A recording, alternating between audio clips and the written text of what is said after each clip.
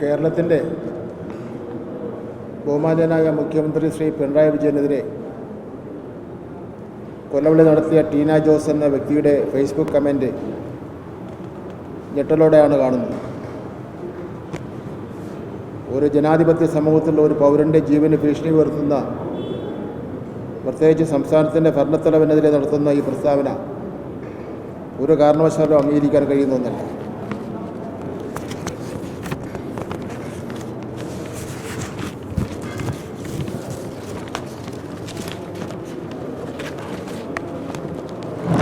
രാജീവ് ഗാന്ധിയെ കൊന്നതുപോലെ കേരള മുഖ്യമന്ത്രി ബോംബെറിഞ്ഞ് കൊല്ലണമെന്ന തരത്തിലുള്ള പരാമർശങ്ങൾ ഏതൊരു സംസ്കാരമുള്ള സമൂഹത്തിനും അപമാനമാണ്.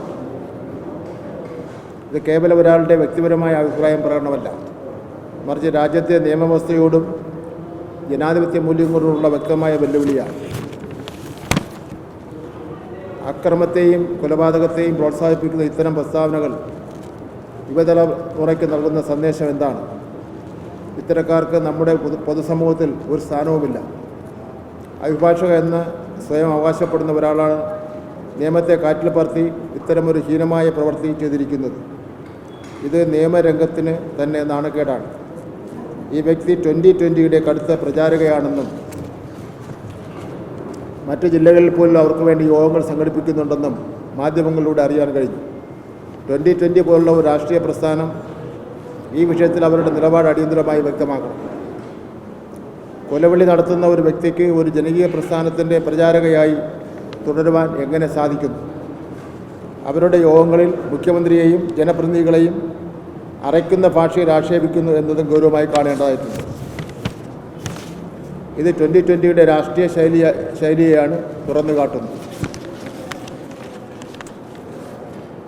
വർക്കലയ്ക്കടുത്ത് ട്രെയിനിൽ വെച്ച് അതിദാരുണമായ ആക്രമണത്തിനിരയായി ഗുരുതരമായി പരിക്കേറ്റ് തിരുവനന്തപുരം മെഡിക്കൽ കോളേജ് ആശുപത്രിയിലെ തീവ്രപരിചരണ വിഭാഗത്തിൽ ചികിത്സയിൽ കഴിയുന്ന ശ്രീകുട്ടിയുടെ വിഷയത്തിൽ കേന്ദ്ര റെയിൽവേ മന്ത്രിക്ക് നിവേദനം നൽകി.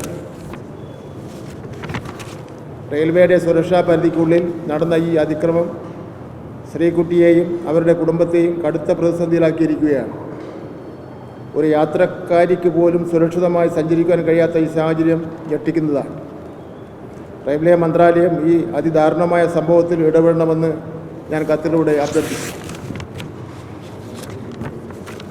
റെയിൽവേ മന്ത്രാലയത്തോട് ആവശ്യപ്പെട്ട പ്രധാനപ്പെട്ട കാര്യങ്ങൾ: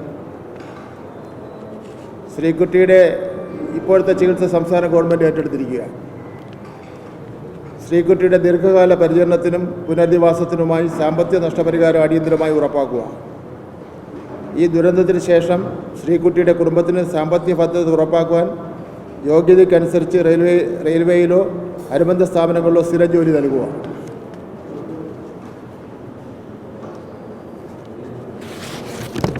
യാത്രക്കാരുടെ, പ്രത്യേകിച്ച് വനിതാ യാത്രക്കാരുടെ സുരക്ഷാ പ്രോട്ടോക്കോൾ ശക്തിപ്പെടുത്തുവാനും ഇത്തരം സംഭവങ്ങൾ ആവർത്തിക്കാതിരിക്കാൻ സുരക്ഷാ പട്രോളിംഗ് വർദ്ധിപ്പിക്കുവാനും അടിയന്തര നടപടികൾ സ്വീകരിക്കുക. യാത്രക്കാരുടെ സുരക്ഷ റെയിൽവേയുടെ പരമമായ ഉത്തരവാദിത്വമാണ്. ശ്രീകുട്ടിയെപ്പോലുള്ള ഇരകൾക്ക് ഉടനടി പിന്തുണ നൽകേണ്ടത് കേന്ദ്ര റെയിൽവേ മന്ത്രാലയത്തിൻ്റെ ധാർമ്മികവും സ്ഥാപനപരവുമായ കടമയാണ്. ഈ വിഷയത്തിൽ കേന്ദ്ര സർക്കാരിൽ നിന്ന് വേഗത്തിലുള്ളതും അനുകൂലവുമായ നടപടി പ്രതീക്ഷിക്കുന്നു. പാർലമെൻറ്റ് അംഗങ്ങളായിട്ടുള്ള ശ്രീ ശശി തരൂരും അടൂർ പ്രകാശും ഇക്കാര്യത്തിൽ ഒരു നടപടി ഇതുവരെ സ്വീകരിക്കാതിരിക്കുന്നത് ഏറ്റവും ഖേദകരമായിട്ടുള്ള കാര്യമാണെന്ന് ഞാനിവിടെ സൂചിപ്പിക്കാൻ വേണ്ടി ഞാൻ ആഗ്രഹിക്കുകയാണ്. റെയിൽവേ മന്ത്രിക്ക് ഒരു കത്ത് പോലും കൊടുക്കുന്നതിന് വേണ്ടി അവർ തയ്യാറായില്ല. ഇനിയിപ്പോൾ ഞാനിത് പറഞ്ഞതിന് ശേഷം പഴയ തീയതിയിട്ടൊരു കത്ത് കൊടുക്കുമെന്നുള്ളവർ അറിയില്ല. എന്തായാലും അത് ഇതുവരെ ചെയ്തിട്ടില്ല. നമ്മളവിടെ ചെന്ന് കണ്ടാൽ എത്ര പരമദയനീയമാണ്. 10-20 ദിവസമായിട്ട് ഒരു കുട്ടി ICUയിലും വെന്റിലേറ്ററിലും കിടക്കുകയാണ്. 18-19 വയസ്സേ ആയോ. ഒരു പുകവലിച്ചതിന് ചോദ്യം ചെയ്തു, അതിൻ്റെ പേരിൽ ചവിട്ടി തറയിടുകയാണ്. എത്ര പാവപ്പെട്ട കുടുംബത്തിൽ പിറന്ന കുട്ടിയാണ്. സംസ്ഥാന ഗവൺമെൻറ് ചികിത്സ ഏറ്റെടുത്തതിൻ്റെ അടിസ്ഥാനത്തിൽ മാത്രമാണ് അവിടെ ചികിത്സ നന്നായി നടന്നു പോകുന്നത്. ഞങ്ങൾ കാണാൻ വേണ്ടി ചെന്നിരുന്നു. പരമദയനീയമാണ്. ഞാൻ റെയിൽവേ ഇവിടുത്തെ സംഭവം നടന്നതിൻ്റെ അടിസ്ഥാനത്തിൽ റെയിൽവേ ഡിവിഷൻ മാനേജറെ മാനേജർ അടക്കമുള്ള ഉദ്യോഗസ്ഥന്മാരുടെ ഒരു യോഗം ഞാൻ ചേരാൻ വേണ്ടി ഉദ്ദേശിക്കുന്നു. എന്താണ് അവർ ഈ കാര്യത്തിൽ ചെയ്യാൻ ഉദ്ദേശിക്കുന്നതെന്ന് സംബന്ധിച്ചിടത്തോളം ഗവൺമെൻറ്റിന് അറിയേണ്ട കാര്യമുണ്ട്. അവർ ഒന്നും ചെയ്തിട്ടില്ല, ഒരു കാര്യവും ചെയ്തിട്ടില്ല എന്നുള്ളതാണ്. ഇത്രയും ദയനീയമായ ഒരു സ്ഥിതി ഉണ്ടായിട്ട് പോലും ഒരു കാര്യവും ചെയ്തിട്ടില്ല എന്നുള്ളതാണ്.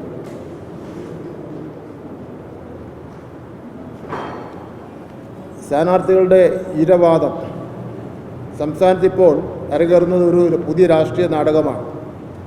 ജനസേവനം എന്ന വാക്ക് മറന്നുകളഞ്ഞ ഒരു രാഷ്ട്രീയ പാർട്ടിയുടെ PR തന്ത്രമാണ് കഴിഞ്ഞ കുറച്ച് ദിവസങ്ങളായി നമ്മളിവിടെ കാണുന്നത്. ഈ തന്ത്രം എത്രമാത്രം ദുർബലമാണെന്ന് മനസ്സിലാക്കുവാൻ ഒറ്റ കാര്യം ശ്രദ്ധിച്ചാലും മതി. ഒന്ന്, വോട്ടവകാശം പോലും ഇല്ലാത്ത അല്ലെങ്കിൽ വോട്ടർ പട്ടികയിൽ കൃത്യമായ മേൽവിലാസം ചേർക്കാത്തവരെ സ്ഥാനാർത്ഥികളായി പ്രഖ്യാപിക്കും. രണ്ട്, അതിനുശേഷം നിയമത്തിൻ്റെ വഴിക്ക് പോകുമ്പോൾ ഞങ്ങളെ മത്സരിപ്പിക്കുവാൻ അനുവദിക്കുന്നില്ല എന്ന് പറഞ്ഞ് നേതാക്കന്മാർ കരഞ്ഞ് നിലവിളിക്കും. ഇത് ജനാധിപത്യത്തോടുള്ള കടുത്ത വെല്ലുവിളിയാണ്. ഇവിടുത്തെ നിയമങ്ങളെയും തെരഞ്ഞെടുപ്പ് കമ്മീഷനെയും പരിഹസിക്കുന്നതിന് തുല്യമാണ് ഈ നാടകം. തീരുമാനമെടുക്കാൻ അധികൃതർക്ക് സമയം പോലും നൽകാതെയാണ് ഈ ഇരവാദം. ജനങ്ങളുടെ മുന്നിൽ വിശ്വാസ്യതയോടെ നിൽക്കാൻ കഴിവില്ലാത്തത് കൊണ്ടാണോ കള്ളക്കഥകൾ മെനഞ്ഞ് ഇരവാദം പറഞ്ഞ് ശ്രദ്ധ പിടിച്ചു പറ്റുവാൻ ശ്രമിക്കുന്നത്? ഇവർ ജനങ്ങളെ വെട്ടികളാക്കുകയാണ്. മാധ്യമങ്ങൾ ഈ കെണിയിൽ വീഴരുത്. യഥാർത്ഥ പ്രശ്നങ്ങൾ ചർച്ച ചെയ്യണം. ഈ വ്യാജ പ്രസ്താവനകളുടെ പിന്നിൽ രാഷ്ട്രീയ താൽപ്പര്യങ്ങൾ ജനങ്ങൾക്ക് മുന്നിൽ തുറന്ന് കാണിക്കണം. നിയമപരമായി ശരിയായ സ്ഥാനാർത്ഥികളെ നിർത്തുവാൻ പോലും ശേഷിയില്ലാത്ത ഒരു പാർട്ടി എങ്ങനെയാണ് തെരഞ്ഞെടുപ്പിൽ മത്സരിച്ച് വിജയിക്കാൻ വേണ്ടി പോകുന്നത്?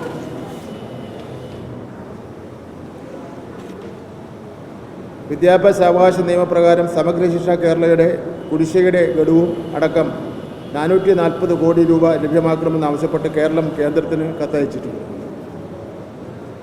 വിദ്യാഭ്യാസ അവകാശ നിയമപ്രകാരം സമഗ്ര ശിക്ഷ കേരളയുടെ കുടിശ്ശികയുടെ ഗഡു അടക്കം 440 കോടി രൂപ ലഭ്യമാക്കണമെന്നാവശ്യപ്പെട്ട് കേരള കേന്ദ്രത്തിന് കത്ത് നൽകിയിട്ടുണ്ട്.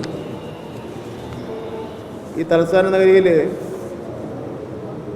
സ്ഥാനാർത്ഥി നിർണയവും അതുപോലെയുള്ള സംഘടനാ പ്രശ്നവുമായി ബന്ധപ്പെട്ട് BJPയുടെ 2 നേതാക്കന്മാർ, BJPയുടെയും RSSൻ്റെയും 2 നേതാക്കന്മാർ ആത്മഹത്യ ചെയ്തിട്ടുണ്ട്. തൃക്കണ്ണപരമാട് കൗൺസിലറും RSSൻ്റെ നേതാവുമായിരുന്ന അനിൽകുമാർ,